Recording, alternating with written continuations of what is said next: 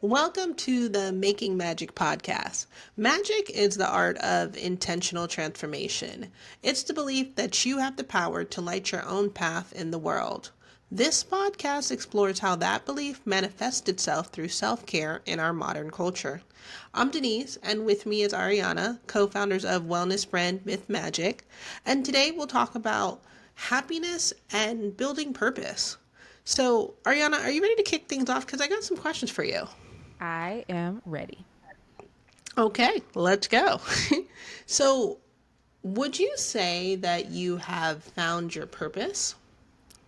I have actually given this a lot of thought um, over several points in my life. I feel like you always have those key points where you're looking back on everything that you've done, you've achieved so far, and you start to ask yourself these larger questions about purpose. I'm not sure that I have found my purpose in life just yet. I think I'm still on that journey of discovery in that department. And I think that leads me to a good point in terms of like, how are you defining purpose? Well, for me, purpose is like the combination of what I'm specifically passionate about, what I'm curious about, what I have skills in, and then how can I contribute those skills to create a better world or to just create a better community. Okay, I like it. And you said, there were certain phases in life when you kind of thought, okay, have I gotten there with my purpose and stuff like that? What were those phases? Well, I think for me, the first time was after graduating from college. I feel like a lot of people probably can relate. But after I graduated, I was asking myself, well, what is my purpose? What do I want to do with my life? And I guess you could say a little naivete sprinkled in there that I should immediately know what to do with my life after graduating from college, which is just looking back on it is like it's hilarious. But yeah, that was the first time that I had those internal conversations about purpose, and then I did live in Los Angeles for a while. I was pursuing a songwriting career at that time. And, after like 4 years, I decided that I would move back home. And so again, I was questioning this like, what is my purpose? Because, you have these ideas about what you want to do with your life, but it really changes. Like, like you go through different phases of life where you have different desires. So second time was when I came back home and I had to figure out what I wanted to do.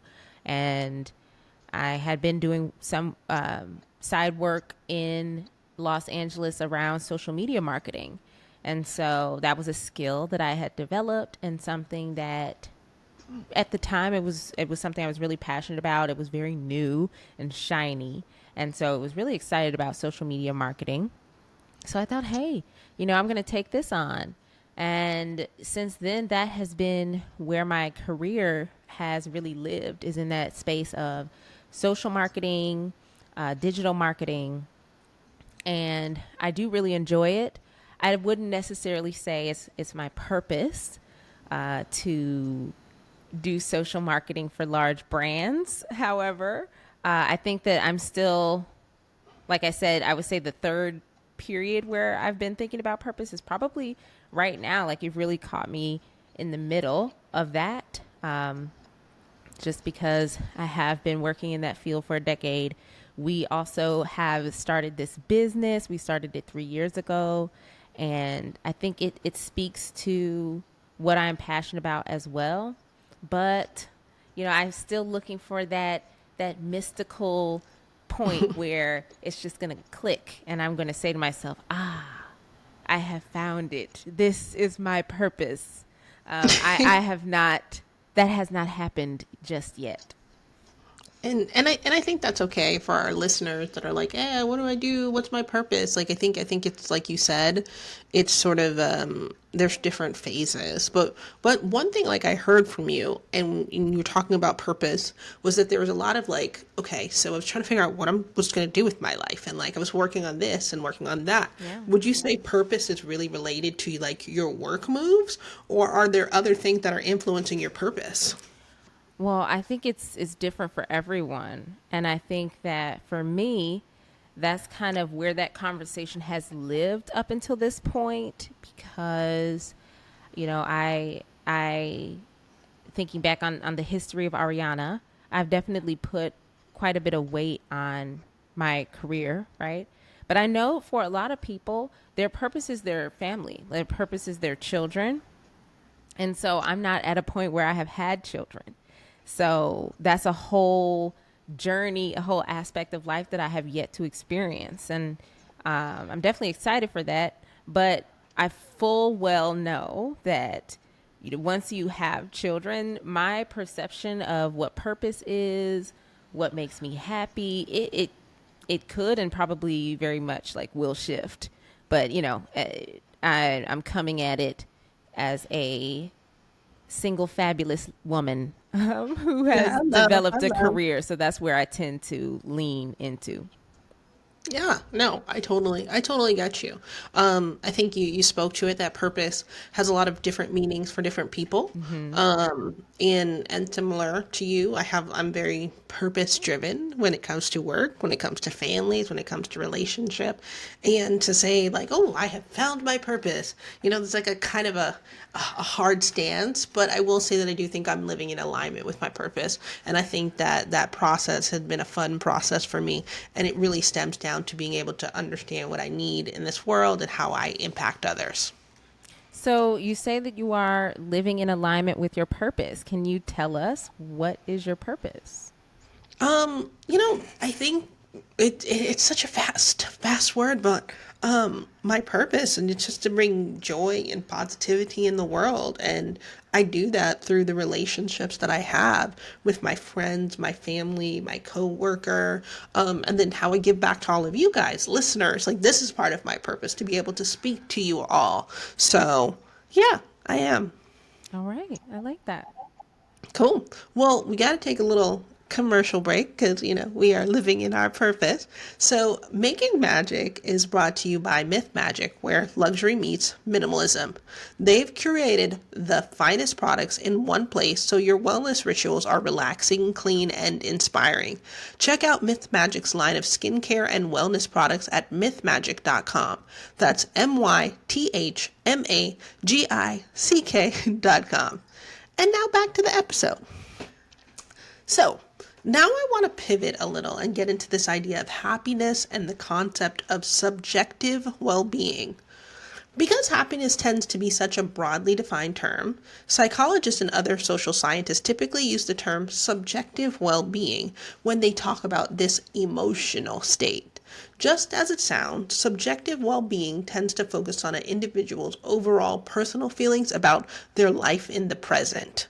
Just wanted to let you know this, and this is how I'm thinking about the terms happiness. So, what are your thoughts, Ariana, about your subjective well being and how that plays a role in your purpose? Wow. That is a loaded question. So let me try to unpack it. Okay. So subjective well being is my emotional state. Is that right? Hmm. Okay. Yes. Okay. All right. And how that connects to purpose. Yes. All right. So, for me, I think that your emotional state is obviously really important. Um, I think it's only with a spiritually calm emotional state and a positive emotional state that you would even be able to address your purpose. I this is my personal opinion, obviously. But when I imagine points where I have felt frustrated or deeply saddened. I don't think that I was in a the ideal emotional state in order to think about my purpose, right? There's just, I don't find it to be conducive. So I think that there are probably certain emotional states that lend themselves to that type of deep, like internal thought. Yeah. I love it. I think that totally makes sense where, if you're not necessarily in that right mind state, how can you be like, "Oh, this is my purpose?" And Yeah. what does it look like of living in your purpose, but then maybe not always being super like happy and cheery, right? I Mm-hmm. think there's the other side of that. And happiness can be fleeting, right? So Mm-hmm. then there's just that difference between happiness and joy. And that leads me to a question, do you see a difference between happiness and joy? Yeah, that's a good question. Happiness and joy. I guess I do. Part of me just really, really wants to look at a definition right now, but I will just go with what my brain is telling me currently, which is that for me, happiness is something that is not as deep as a feeling of joy. So, like, happiness would be more toward the surface, whereas joy would start in the spirit. I agree with you. I agree with you. I didn't know But what you were going to say. I thought you might be like, okay. no, no. I mean, from the research that I was doing, it really is like happiness is this emotional state, but joy is sort of that deep rooted from your soul, from your spirit.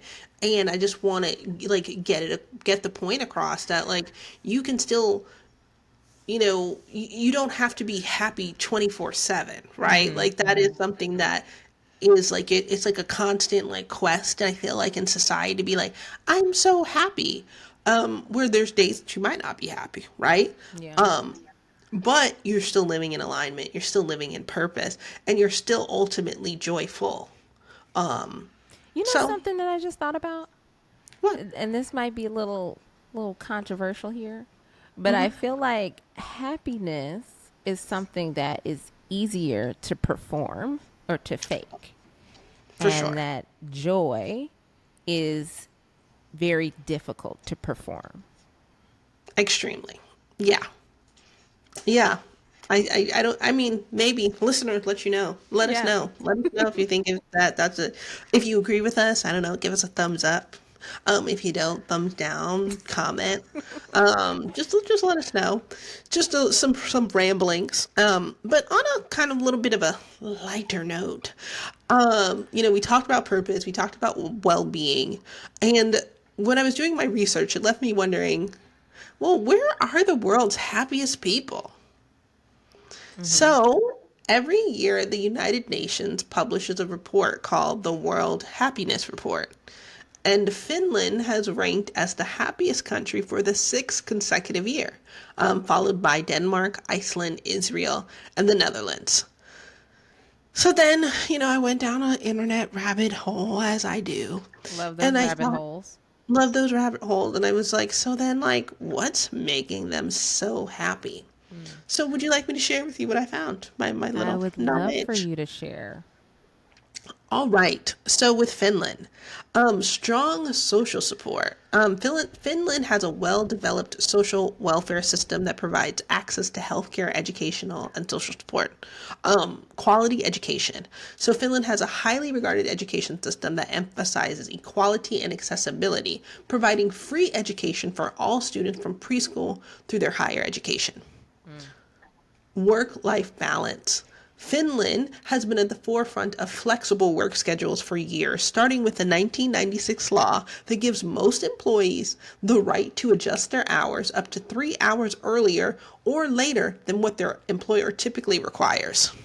Oh, wow, that's nice. Yes. Higher higher gender equality. Finland is known for its higher gender equality rankings with policies and practices that promote gender equality in the workplace, education, and other aspects of society. Gender equality has been linked to higher levels of well-being and happiness for both men and women. So, what are your initial thoughts to this information? Well, I have been hearing about Finland and some of those other Nordic companies, Nordic countries, um, ranking high on this list for a while, and it was interesting to hear you go into some of the details because the main thing that I have taken away is that they have a more robust like social net. um so they just have a lot more resources at their disposal, at their what is the word? Disposal. Disposal. Thank you, thank you. They have more resources at their disposal on a governmental level. So that is what I knew, but I didn't know those stats about like employer and employee relationships. That was cool. That leads me right to my next question. Like, so how do you feel that the US could benefit from enhancing better policies around work-life balance? And US is broad, so maybe I could just say your employer or your past jobs.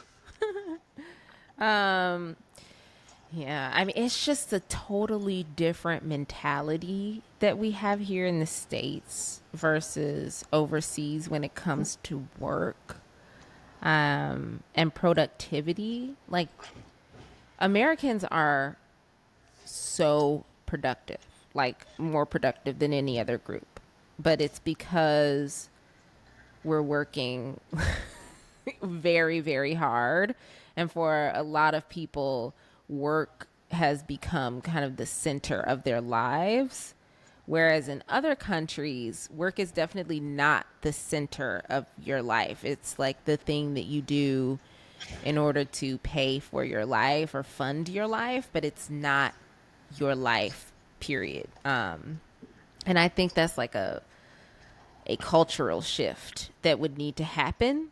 But at the employer level, I am just really excited that due to the pandemic, we are seeing a lot more flexibility in work. I have not heard about it being so flexible that people can make adjustments to their own schedule. That's crazy and awesome. But at least people are being able to leverage their value and say, hey, I want to work from home. I don't want to come into the office, or I only have the bandwidth to come into the office 2 days out of the week, but you will not see me there Monday through Friday. I feel like a lot of employees are having more agency when it comes to that. And of course, we're not really talking about hourly employees who have much less agency.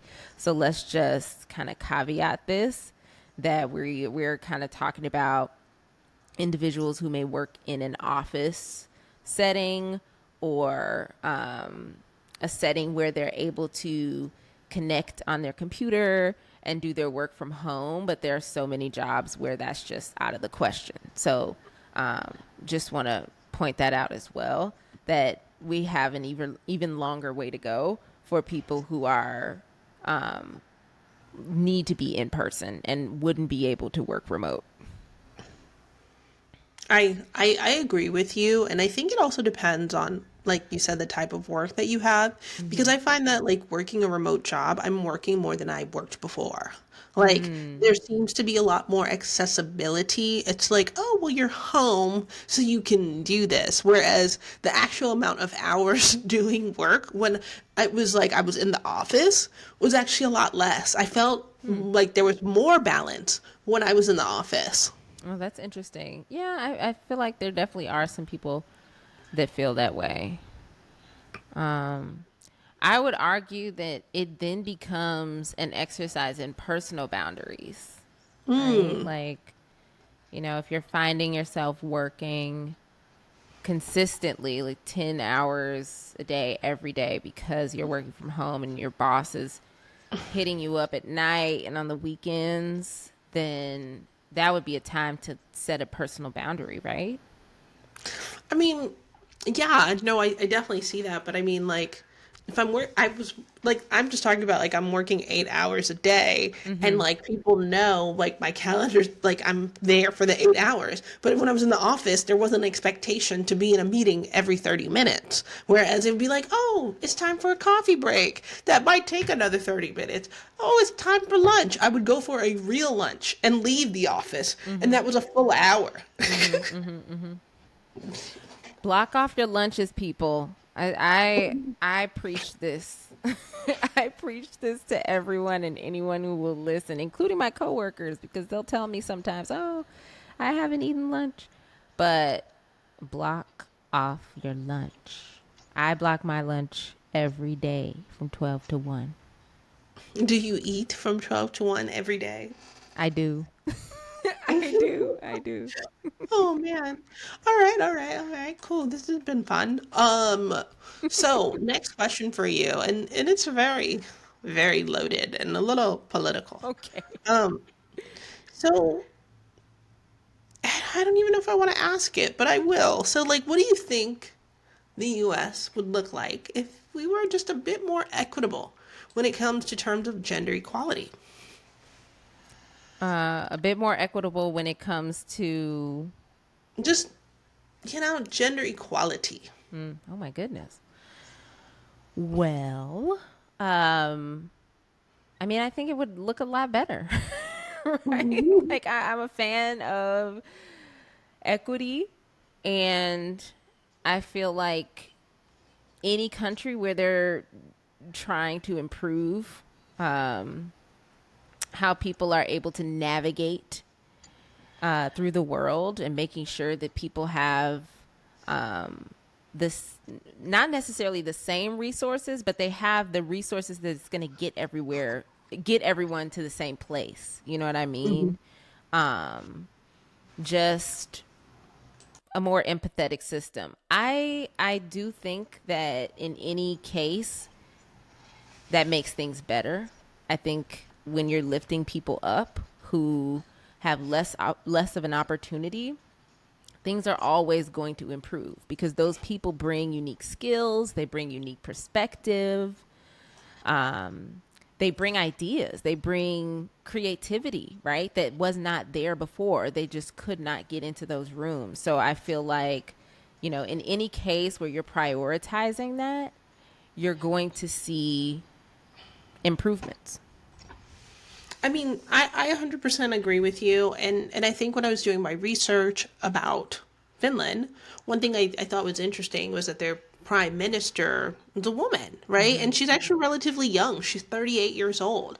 And she was the first, I believe she was the youngest ever prime minister ever elected in the world at 34 years old. And so it speaks volumes to just think about, like, here this country worked 6 consecutive year being the happiness, like the happiest country, right? And it has more laws that impact gender equality and like women being in the forefront as Mm-hmm. well. Whereas we have yet to see a woman president Mm. in the US. Yeah. Just saying. Yes, absolutely. Yeah, I think it's amazing. I think it's amazing that she is young because I'm a huge proponent of young leadership. Mm. I feel like I cannot wait until we have more millennial and Gen Z representation within our government. I think it's going to change a lot of things for the better. I'm very excited for the future when it comes to young leadership. And so I'm very excited to kind of see that shift happen. I mean, I agree, and maybe we'll all have a more happy and purposeful life. I hope Um, so. and really that brings us to the end of our episode. I want you guys to just kind of think about as you're moving through this path of purpose, what your journey is. It's not always going to be the same road for every person, right? You kind of really have to take the time to understand what does that mean for you. and then work there, right? So we hope we inspired you to think more about these concepts. And as always, thank you for listening to Making Magic. If you've enjoyed our show, please rate and review us on whatever platform you're listening to right now. And if you're watching, be sure to like, share, and subscribe. Thank you guys. Thanks, everyone.